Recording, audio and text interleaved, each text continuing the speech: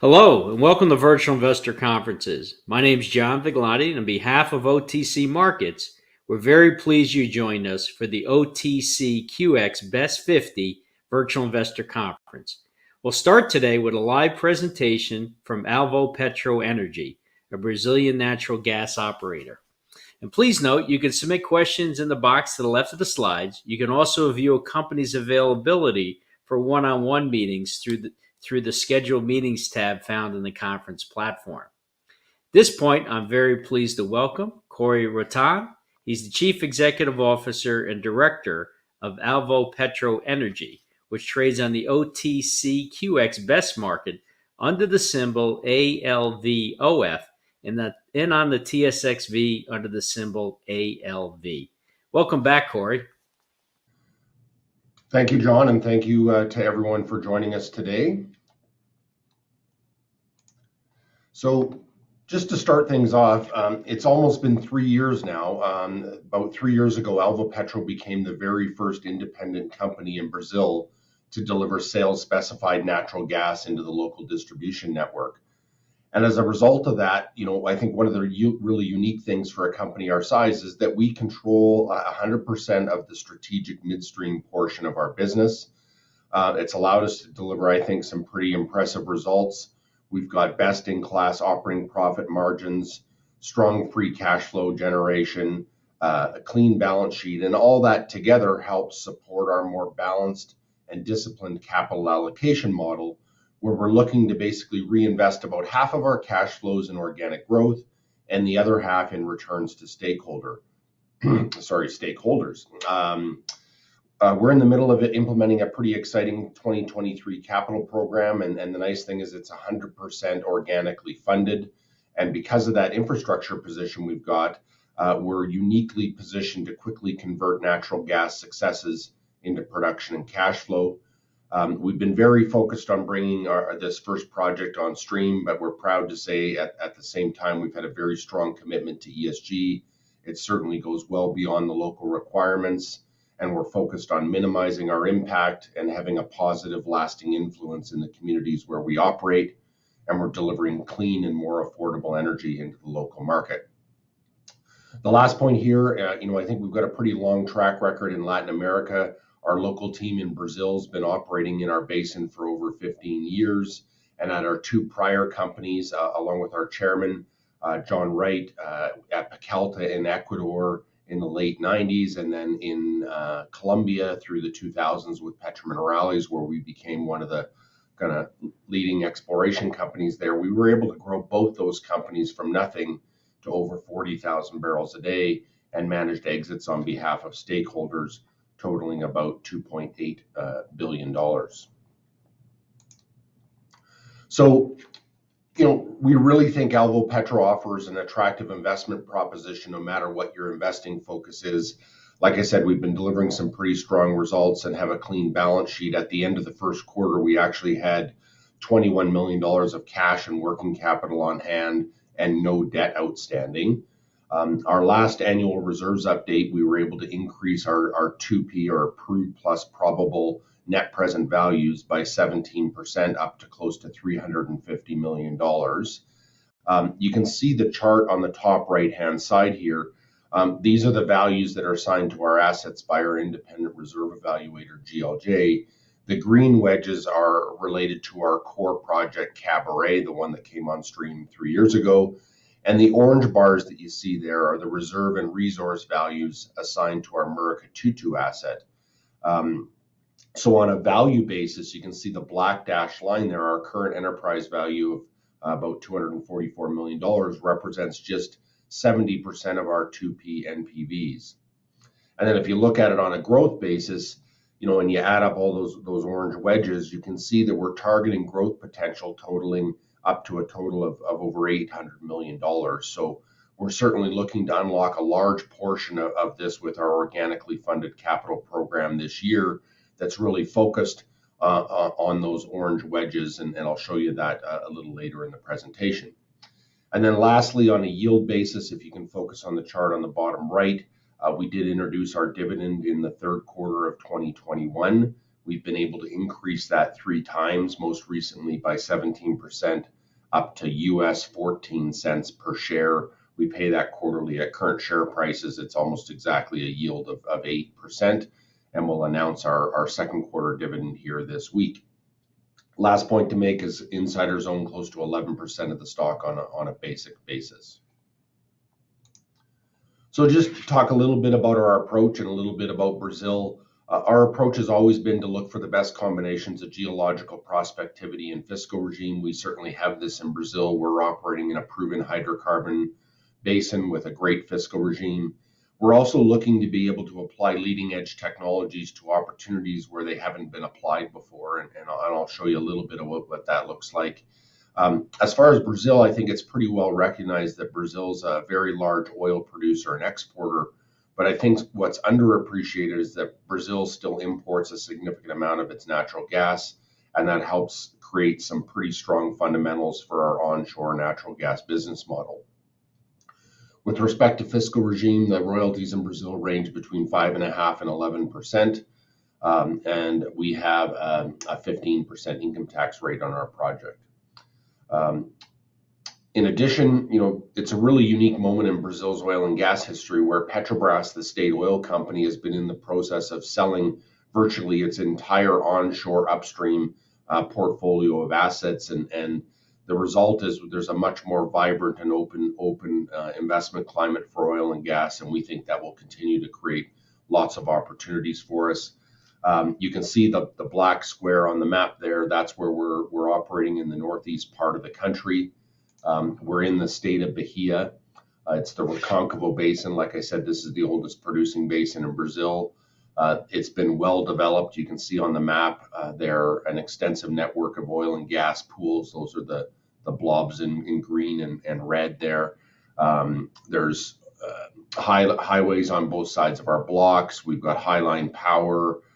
There's oil export, LNG import on the bottom left side of the map that you see. So it's a pretty good place to work. The basin overall produces about 37,000 barrels of oil equivalent per day, and about a third of that is natural gas. The main city, Salvador, you can see the picture on the bottom right-hand side. As you drive north way off into the distance on that picture, and at the southern part of that map sheet there, you can see the first thing you drive through basically is a massive industrial complex called Camaçari. This is where the vast majority of the natural gas in the state of Bahia gets consumed. And our focus area, the red lands that sit immediately north of that, are just 15 to 20 kilometers away from this major demand center. Our core project, Caburé, is the block to the south, and the block, our growth acreage, sits immediately north of that, and we refer to that as Murucututu, and I'll talk about both of those things. Alvopetro, I think, accomplished an awful lot with our project. A number of firsts were accomplished. The first independently owned UPGN, or gas processing facility, the first to sell sales specified gas into the local distribution network, and the first to complete a unitization between two independent parties. So the net result of this is we're well located in the heart of the basin, close to industrial demand, with a direct connection into the local distribution network, and the result is some pretty impressive profitability, I think. So just to talk about our initial core asset, Caburé, this was the project that came on stream a little over 3 years ago, or almost exactly 3 years ago. It's a unit development. We're 49% working interest here. It consists of 8 wells, and all the production facilities are in place. The resource is quite well defined with the 3D seismic that you see on the bottom right there, and the 8 wells you can see in the cross section on the left-hand side there. The majority of the reserves sit on the eastern side of that main bounding fault that runs roughly north-south, the black line through the 3D seismic that you see there. The unit's been performing quite well with our partner. We actually increased the production plateau that we had originally agreed to by 1/3, up to a gross rate of over 21 million cubic feet a day. And the plan in 2023 is to drill a couple of additional development wells to look to further expand the field's productive capacity. And you can see a link on the bottom of that slide. There is a virtual field tour available. It's about a 3.5-minute video if you'd like to see what we've been developing in Brazil. So next we move on to our infrastructure and marketing solution. This is a 100% Alvopetro solution. So when we sell or monetize the gas from the Caburé project, it goes down the red pipeline that you see that runs straight to the west and goes into this UPGN, which stands for a gas processing facility, and we deliver it right into the local distribution network to the local distributor, which in our case is Bahia Gas. As part of the project, Bahia Gas extended their pipeline distribution network from their pre-existing city gate in Camaçari and built a brand new city gate right at our physical location. You can see it on the right-hand side of the picture on the bottom left. That's a picture of our gas plant. The gas flows in on the left-hand side of the lease, goes through a mechanical refrigeration process. The condensate goes into the tanks, and then the gas gets delivered to that city gate and into the industrial complex of Camaçari and all the retail customers. One of the nice things about this is our Caburé project alone has helped underpin all these midstream investments. But the important thing is it now provides the platform for us to unlock the rest of our natural gas potential in our inventory on a very low cost and accelerated basis. So I'll talk about how our gas contract works on the next slide here. It's a combination of 3 international benchmark prices. You can see those in the gray dash lines. The vertical red dash line just represents the history versus the forward projections. So you can see the 3 different benchmarks are Henry Hub natural gas, Brent oil equivalent, and UK MBP prices. You average those over a relatively long period of time, and that in itself creates kind of a smoothing or a natural hedging effect. And then on top of that, we have a floor and a ceiling within our contract, which are the red and green lines respectively. Both of those get indexed to US inflation, and the net effect is the dark black line that you see on the graph there. In the first quarter of this year, our gas price was over $12 US per MCF. And then if you use the future strip pricing, this is as of June 8th, for those 3 benchmarks going forward, you can see that our price is forecast to stay at the ceiling through 2025 and be pretty close to that, even as the graph extends out further. The net effect is much lower volatility than what our competitors see, and really, again, helps underpin that balanced capital reinvestment and stakeholder return model that we have. So, pretty proud of the results that we've been able to achieve since starting production in July of 2020. We've really exceeded expectations. I think the first quarter, 2 quarters of production and the latest 2 months of production that you see there are just above the guidance that we had set before we had commercialized our project. Our firm sales, which was equivalent to the firm sales under our contract with Bahia Gas, so that's about 1,800 barrels of oil equivalent per day.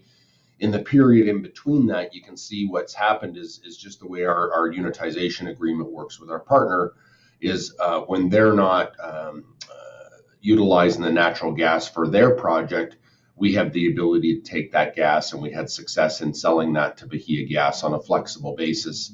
And the net effect was, many quarters above that kind of base production level. Strategically, what we're doing is we're investing in that Murucututu project that sits immediately north of this Caburé asset to add some 100% working interest production so that no matter what is happening with our partners' nominations at the Caburé unit, we can produce up towards our target of 3,000 barrels of oil equivalent per day. On the operating netback side, so operating netback is basically how much profit per unit of production that we generate when we produce hydrocarbons. That's the green portion of the bar there. The total height of the bar represents our revenue. So if you focus on the Q1 2023 period, you can see we had on a barrel of oil equivalent basis sales revenue, our revenues of close to $73 per barrel. Our royalties, because they're actually benchmarked to Henry Hub, were lower than the notional effective royalty rates in Brazil at just over $2 a BOE. And then our operating costs remain quite low. We've got very efficient natural gas production. So on a peer equivalent basis, that's quite competitive. The net effect is industry leading operating netbacks and certainly operating netback margins. So if you take the height of the green bar and divide it by the total height of the graph, you come up with our margins, and you can see that's grown to 91% in the first quarter of 2023. On this next slide, you can see how that stacks up against several of our peers operating in Latin America, in Brazil, Colombia, Peru, as well as a couple of natural gas focused producers in Canada. We're leading the pack there, and we're certainly well above the average netbacks that you see here.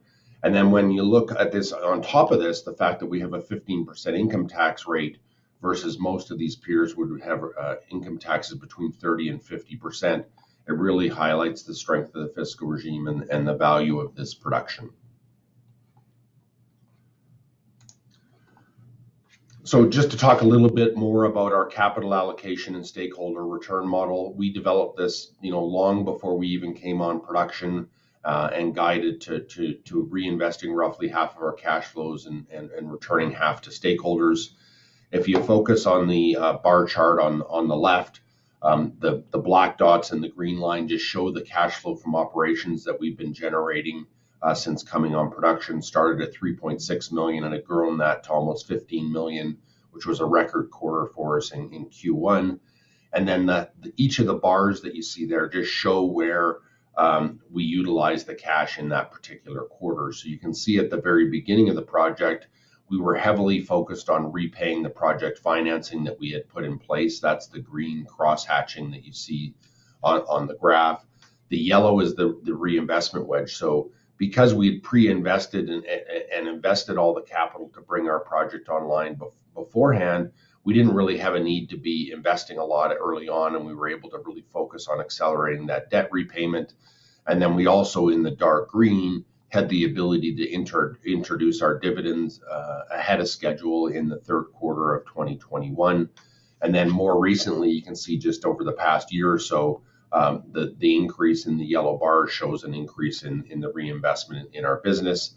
And I think you're beginning to see the fruits of that labor. And I think we've got an exciting plan through the rest of this year. If you look at the pie on the right-hand side, you can see since coming on production to the end of the first quarter, we've had funds flow from operations of $97 million. It's well over $100 million now. And almost, very close to 50%, 47% has been returned to stakeholders in the form of dividends, share repurchases, debt and interest payments, and our capital lease payments. Just over a third's gone to capital expenditures, and 19% has gone to building that cash and working capital position that I talked about earlier. So the next portion of the presentation focuses on our plan going forward, our organic growth plan. We've got a near-term goal of getting to that 18 million cubic foot a day production level. That's the 3,000 barrels of oil equivalent that I referred to before, and a longer-term vision to basically double that. It's going to come from a combination of areas. If you look at our core legacy asset, Caburé, and our midstream, we've already expanded the plant to over 18 million cubic feet a day, finished that in the third quarter of last year. And we have the ability to further expand that as our drilling continues. At the unit, like I said, we are looking to drill a couple of wells to expand the unit capacity further. Probably the key asset is our Murucututu project. This is a 100% working interest asset, and it sits immediately north of our Caburé field. We just brought a key well on production here in May 2023. And that really sets the stage for unlocking the rest of the potential here. We've got a couple of fit-for-purpose development wells planned for the second half of this year. Then we have a small property that sits in the yellow acreage on the northern part of the map there called Bon Lagar. We do have the first oil development well drilling right now. And with success there, I think we have a much larger development program that we can be implementing there to complement our natural gas production. We did have a couple of exploration wells drilled last year, and we've got some plans to further evaluate those on a low-cost basis this year as well. So if we focus in on our Murucututu asset, this is a deep basin gas play targeting the Gomo formation. Again, it's 100% working interest. You can see some of the reprocessed 3D seismic. We think this is a strategic advantage for us. I think we have a very good image of what's happening in the subsurface as a result of this application of technology. These were the first wells that we drilled in Brazil. So the 197-1 well and the 183-1 well that you see there. And GLJ, our reserve evaluator, has assigned a combination of 2P reserves and risked contingent and prospective resource that you see there. That totals about 20 million barrels of oil equivalent per day, so more than triple our core Caburé reserves. And in total, the potential value of this asset could approach $450 million. So that's almost double our current enterprise value. To help put this in perspective, again, you can see the 183-1 well and the 197 well on this Google Earth image. If you think back in time, these were the first wells we drilled in Brazil. We were originally targeting an oil opportunity and discovered gas. The nice thing is you get much better recoveries of natural gas out of these types of plays. But the challenge had been no one had ever commercialized natural gas in Brazil before. So we embarked to find a conventional field to help underpin a gas sales agreement and all the infrastructure that we needed to put in place. That was the Caburé project. It's the blue outline that you see there. And then the transfer pipeline in red and our UPGN that you saw earlier. So, that was the quest that we went on. We were successful. Then last year, what we did is we extended that pipeline network to the north from the Caburé project to be able to tie those two wells in and put those on production. And then we built a production facility at the 183 lease that you can see here. You can see the 183 well in red there. There's a separator on the right-hand side. The condensate goes into those tanks, and then the gas flows down the pipeline ultimately back to the gas plant that I showed you earlier. This plant has a capacity currently of about 11 million cubic feet a day. I talked about a key well that we just brought on production here in May. We successfully stimulated this using North American technology. We were able to inject 125 tons of proppant in the formation, and we were able to bring the well on production at 1.3 million cubic feet a day, plus condensate, which equates to about 226 barrels of oil equivalent per day. So this is just the well type that we have for this project. These are some pretty compelling economics, again, assessed by our independent evaluator. Our capital expenditures on a per well basis, including completions, total close to $6 million. It allows estimated finding and development costs of about $6.50. So when you translate that or compare that to the operating netbacks that I showed on the earlier slide of over $66, that's close to a 10 times recycle ratio. So, on a dollar investment over time, you get 10 times that back. You can see the payouts less than 1 year and full cycle are IRRs of over 85%. So this is the longer term vision that we have. It's a multi-year development plan over a 4 or 5 year period, investing organically. Our plan is to start drilling fit for purpose development wells in the second half of this year, starting with the 183 D1 location. And that well actually has some exploration potential in the shallower Caraçu sands, which are the same sands that are producing in Caburé. And our goal here is really to migrate the resource and reserves into production and cash flows using a pad-based drilling program. You can see all the white squares there with directional wells drilled from those. You can see the production potential on the graph on the upper right. On an unrisked basis, you can see this asset alone has the ability to get to over 20 million cubic feet a day. So we're pretty excited about this and really looking forward to unlocking a lot of this potential with the capital program we've got in place this year. So in summary, we certainly think Alvopetro again offers an attractive investment proposition. We're delivering some pretty strong results, obviously a record result for us in the first quarter of this year. Our cumulative funds flow is already over $100 million from our project. We've got an attractive gas price regime with leading operating netback margins, a clean balance sheet, and strong free cash flow generation capacity that helps underpin this balanced reinvestment and stakeholder return model that we've got. For yield investors, basically an 8% dividend yield at current prices with quarterly dividends paid in US dollars. For value investors, we're trading at just 70% of our 2P NPVs. And for growth investors, hopefully you agree, we've got a pretty exciting organically funded capital program this year with significant potential value relative to our current enterprise value.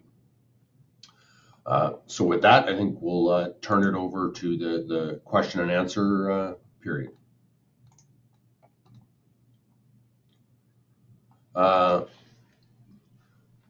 So the first question, have you commenced stimulation procedures on the 2 wells that you drilled, I'm summarizing, that we drilled last year? So, and then there's a second part of this question, is the 197-1 well still, yes. So the production at 197-1's been pretty consistent. We're evaluating the exploration wells that we drilled last year encountered a significant amount of pay, but have lower than anticipated permeability. So there's a couple things we're evaluating. We could stimulate it. We can also do a chemical treatment to repair any potential near wellbore damage, and we're getting organized to do that, but we have not done that yet. Second question, do you have any institutional or strategic owners? I would say our shareholder base is largely made up of retail high net worth investors. We do have one disclosed shareholder over 10%, but it probably still lightly held on an institutional basis, but it's pretty widely held. Do you have any expected production goals for 2023, 2024? Well, the near-term goal is to basically, again, no matter whether our partners nominating for gas out of the unit or not, our goal is to, as quickly as possible, get up to the kind of 3,000 barrels of oil equivalent per day basis, and then depending on the pace at which we bring new Murucututu wells on, I think we're well positioned to deliver on our longer term objective of getting to basically double that, but it's probably a longer term kind of horizon than just 2024, to be fair. Do you expect daily production volumes in June to return to the levels seen in the first quarter? Well, again, that's really a function of what's happening with our partners' nominations. We wouldn't see new additions from our Murucututu project until the second half of the year, and any production addition from our Bom Lugar oil development well would be a little bit later as well. So that probably won't come into June. So it really depends on what's happening with our partners' production. What are the drivers for increasing your margins above your peers? So really, yeah, it's multi-faceted. We've got low-cost natural gas production, we've got an attractive royalty regime, and we've got an attractive price, which really sets us apart from all of our peers. Why is our tax rate lower than our peers? It's because when we're operating in the northern part of Brazil, our project is subject to an income tax incentive program called Sudene, which lowers our income tax rate to 15%. Otherwise, the tax rates in Brazil are somewhat similar to the other Latin American companies that you would see there and to what you would see in Canada. When do you expect results from Bom Lugar? It'd probably be in 2 phases. We'll probably announce log results, hopefully sometime around the end of the quarter, and then following that, we would probably have an announcement around production additions as well, and well testing.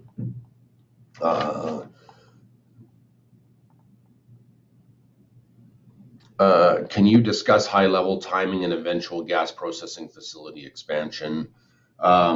Yeah, I think as we move through this year, getting the 197-1 well done, getting the gas composition analysis, all those things are important to properly designing a facility expansion.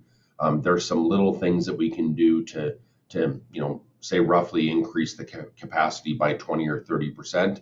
But if we're talking about doubling it, then it's basically twinning some of the assets or facilities that we have in place. And I think these other questions, there are a couple other ones, but they've basically been answered by other questions. So certainly feel free to email or call us directly. We're always available to answer shareholders' questions. And I thank you for taking the time today.